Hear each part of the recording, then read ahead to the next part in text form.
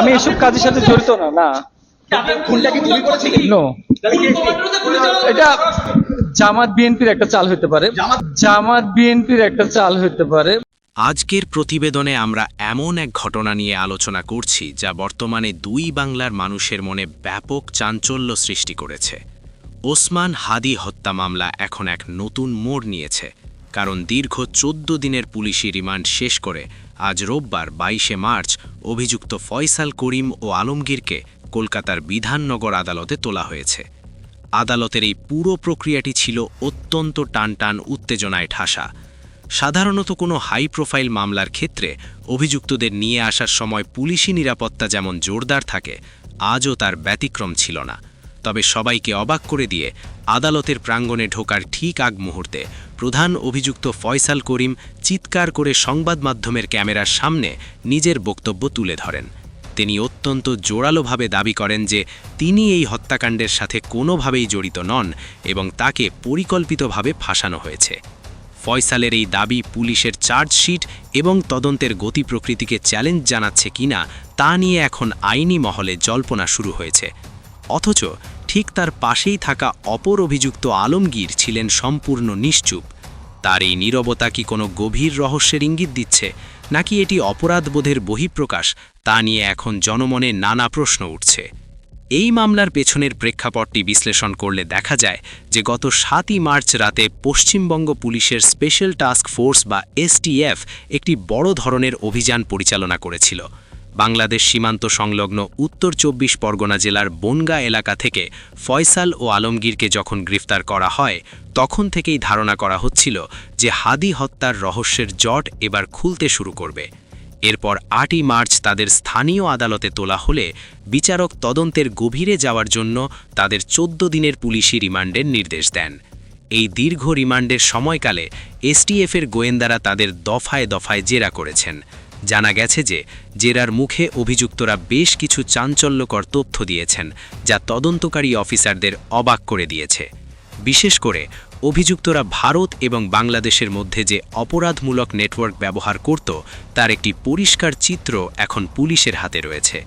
অভিযুক্তরা Dubai connection ব্যবহার করে যেভাবে বিভ্রান্তি ছড়ানোর চেষ্টা করেছিল, অর্থাৎ ভারতে বসে দুবাই থেকে ভিডিও আপলোড করার যে নাটক সাজিয়েছিল, তা তাদের অপরাধমূলক দক্ষতারই প্রমাণ দেয়। মামলাটি আরও জটিল হয়ে ওঠে যখন 21শে মার্চ শনিবার এই একই ঘটনায় জড়িত থাকার অভিযোগে বাংলাদেশি নাগরিক ফিলিপ সাংমাকে 14 দিনের জেল হেফাজতে পাঠানোর নির্দেশ দেওয়া হয়। ফিলিপকে বিধাননগর হাসপাতালে মেডিকেল চেকআপ করানোর পর যখন ইলেকট্রনিক কমপ্লেক্স থানার লকআপে রাখা হয়েছিল এবং পরবর্তীতে দমদম কেন্দ্রীয় কারাগারে পাঠানো হয়েছিল, তখন থেকেই পরিষ্কার হয়ে যায় যে এই হত্যাকাণ্ডে আরও একাধিক ব্যক্তি জড়িত রয়েছে। আদালত সাফ জানিয়ে দিয়েছে যে জেল হেফাজতে থাকা অবস্থায়ও এসটিএফ ফিলিপকে জেরা করার পূর্ণ অধিকার রাখে।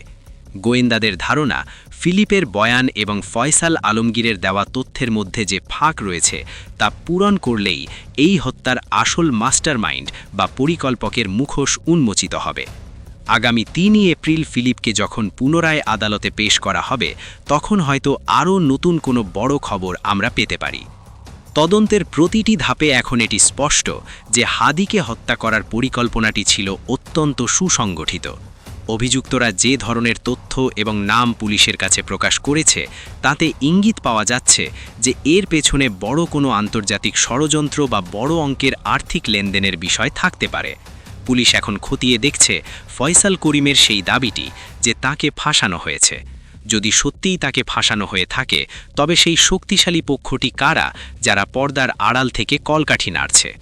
অন্যদিকে যদি ফয়সাল মিথ্যা বলে থাকে, তবে এটি তার একটি আইনি কৌশল হতে পারে যাতে বিচারের সময় সে নিজেকে নির্দোষ প্রমাণ করতে পারে। এই রহস্যের জট যত খুলছে, ততই সাধারণ মানুষের মনে কৌতূহল বাড়ছে। প্রতিটি দিন নতুন নতুন তথ্য সামনে আসছে, যা এই মামলার মোড় ঘুরিয়ে দিচ্ছে। সবশেষে এই জঘন্য হত্যাকাণ্ডের বিচার হওয়াটা এখন অত্যন্ত জরুরি হয়ে দাঁড়িয়েছে। অপরাধীরা যত প্রভাবশালী হোক না কেন, আইনের ঊর্ধ্বে কেউ নয়। পুলিশি তদন্ত এবং আদালতের পরবর্তী শুনানির ওপর এখন সবার নজর। ভিউয়ার্স, ফয়সালের এই দাবি যে তাকে ফাঁসানো হয়েছে, আপনারা কি এটি বিশ্বাস করেন, নাকি এটি কেবলই শাস্তির হাত থেকে বাঁচার একটি চেষ্টা মাত্র? এই মামলার প্রতিটি আপডেট আমরা আপনাদের কাছে পৌঁছে দেব। হাদি হত্যার নেপথ্যে যারা রয়েছে তাদের প্রকৃত বিচার নিশ্চিত করতে জনমত গড়ে তোলা প্রয়োজন। আপনাদের মতামত আমাদের কাছে অত্যন্ত গুরুত্বপূর্ণ, তাই কমেন্ট বক্সে আপনার চিন্তা শেয়ার করুন এবং ভিডিওটি সব জায়গায় ছড়িয়ে দিন যাতে সত্য আড়ালে ঢাকা না পড়ে। কি হয়েছে ঘটনাটা বলো। হ্যাঁ আমি এই কাজ করি তুমি ফাঁসানো হয়েছে। নো, আমি এই কাজই করি না, এই ধরনের কোনো কাজে আমি ছিলাম না। ছিলে না? নো। কিন্তু বাংলাদেশ ফাঁসাচ্ছে কারা? ফাঁসাচ্ছে কারা? ফাঁসাচ্ছে কারা দাদা? তোমার ফাঁসাচ্ছে কারা? ফাঁসাচ্ছে কারা? জানি না। তুমি পালালে কেন? দেখো পালালে কেন ভাই? বললাম কি ভারতে বসে দুবাই ভিডিও বানিয়েছিলে যে আমি দুবাইতে আছি? ফয়সাল ফয়সাল দাদা দাদা কি কে কেন হয়েছিল? অ্যারেস্ট কেন করতে হবে? অ্যারেস্ট করে দাদা অ্যারেস্ট দাদা তোমাদের অ্যারেস্ট করে করেছে। কে বলেছিল? আর হাদি হত্যা তোমাদের সব তোমার আপনি কি হত্যা করেছেন হাতিকে? দাদা কেন অ্যারেস্ট করেছে আপনাদেরকে? দাদা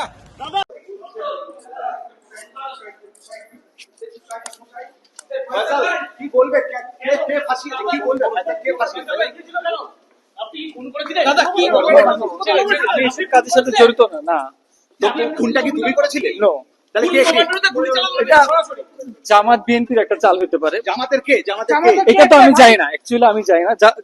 হাদি হাদি, এই যে আপনারা যে হাদি হাদি করছেন, বাংলাদেশের মানুষ হাদি করতেছে, হাদি তো অ্যাকচুয়ালি একটা জামাতের পরে, ওটা একটা জঙ্গি। ফোন করেছিল কে? আমি তুমি করিনি। সেই সময় বাংলাদেশে ছিলে? তুমি বাংলাদেশে ছিলে তো? হ্যাঁ, আমি ছিলাম। তোমাকে সিসিটিভি ফুটেজে দেখা গেছে। আমাকে গুলি করতে দেখা যায় না। তা তুমি চলে এসছো কেন ভারতে তাহলে? গুলিটা কে করলে ভাই? গুলিটা কে করলো? এই মুখ দেখা, মুখ দেখা।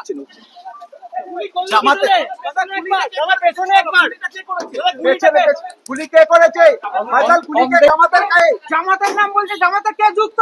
ফয়সাল জামাতের কে? জামাত বিএনপি কাজ হতে পারে, বাট আমি তো আরে জানি না। নামটা বললে আরে নামটা বলুন না, বিএনপি কে? তুমি বেঁচে যাবে। কে? ফয়সাল কে? জামাত কে ফাঁসিয়েছে? কে ফাঁসিয়েছে? কি ছিল কেন?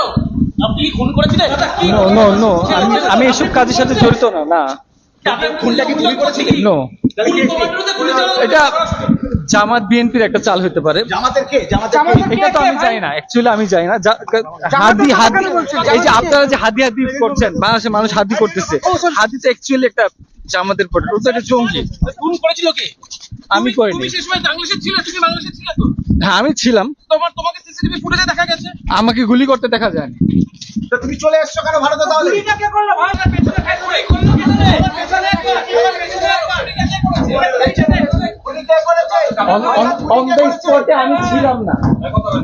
ফয়সাল জামাতের কে? ফয়সাল জামাতের কে? জামাতের নাম বলছে, জামাতের কে যুক্ত? ফয়সাল জামাতের কে? জামাত বিএনপির কাজ হতে পারে, বাট আমি তো জানি না। নামটা বলুন না, বিএনপি